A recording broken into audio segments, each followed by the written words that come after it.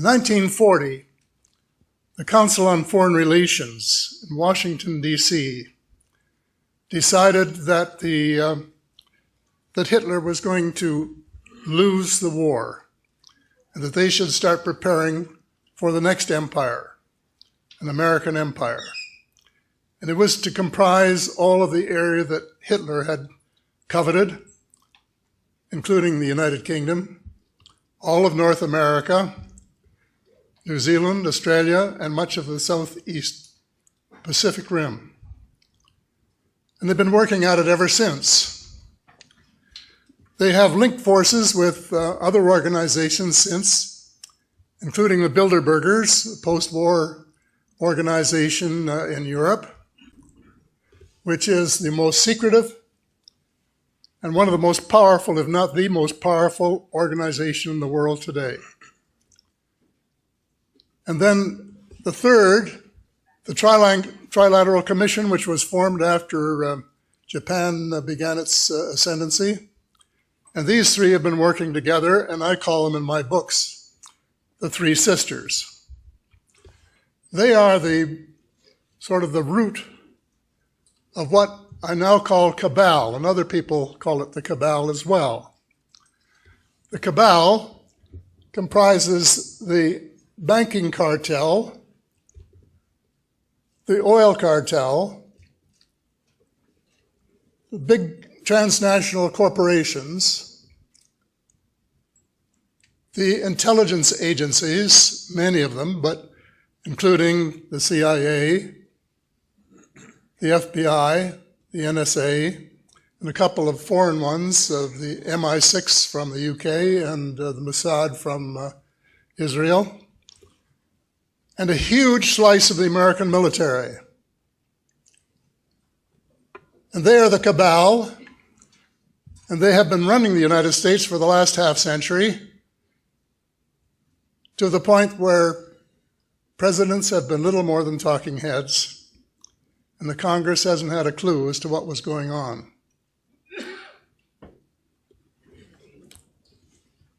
After World War II, there was an operation called Operation Paperclip, which was approved by President Truman to bring Nazi scientists to the United States to help, presumably, in the Cold War that would ensue. President Truman agreed on the condition that none of the scientists were to have been active members of the Nazi Party. The armed forces who were doing the invitation, the Army in particular,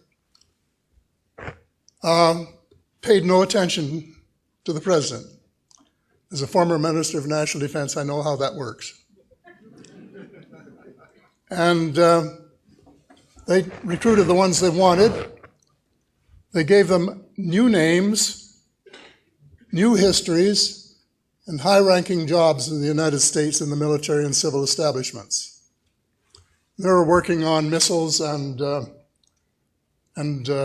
new weapon systems of various kinds.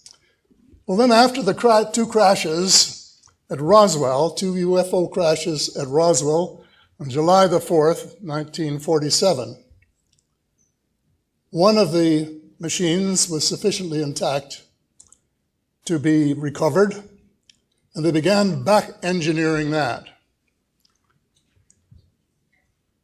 Before long, they moved the operation to Nevada. And the president then was Eisenhower, and he wanted to know what they were doing out there, and they wouldn't tell him. So he threatened to send in the First Army from Colorado. And they capitulated and allowed him to send 4 trusted members of the CIA to visit Colorado and see what was going on. Well, what was going on was exactly what they really expected, and that is the back engineering of one of the vehicles from the Roswell area. I don't think there's been a president since, well, actually Truman, who has really been in the loop, totally. President Eisenhower vented his frustration in his final speech to the American people at the time he was retiring from public life. He said, "Beware of the military-industrial complex." And the problem is we have paid no attention to him. An eyewitness who had worked in the company of President Eisenhower said what he was really concerned about was that the ET file had fallen into the wrong hands. And that's what he was really concerned about, and I wish he had said it. But that's, I guess, when the cover-up really got underway in earnest. Well, a lot of water has gone under the bridge since then. This cabal, their end game, is a world government.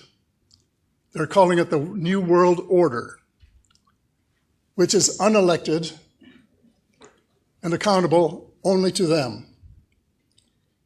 That's what they're doing. And they're well on the road to do it. And you know, they were smart. They said, we won't do what Hitler did and try to take over all this world, these countries, by military means. We will do it by using our brains and using the monetary system to crush the various countries to the point where the people will be glad to accept a military government. And we will use trade agreements, which are not really trade agreements, but which are, in effect, transfers of power from the people, the elected people, to the banking cartel and the transnational corporations. And they put a thing in the trade agreements, which is called the dispute settlement mechanism. And it actually works this way, that if any government, like a provincial government in Canada or a state government in the United States, does something that affects the profits or potential profits of a foreign company, they can sue the government of Canada for lost profits or even lost potential profits, can you believe? They have more rights in Canada than Canadian citizens, and of course it works the same way with the United States. It's wrong in principle. Two final words. The reason they don't want us to know what they're doing is because of too many of us knew what they were doing. They might not be able to get away with it. And the reason that you don't read about it is that if you get a copy of Daniel Estulin's most recent book, he was the writer of The True Story of the Bilderberger.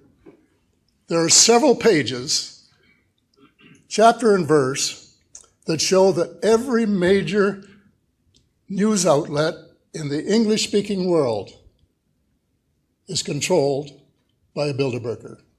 Thank you very much.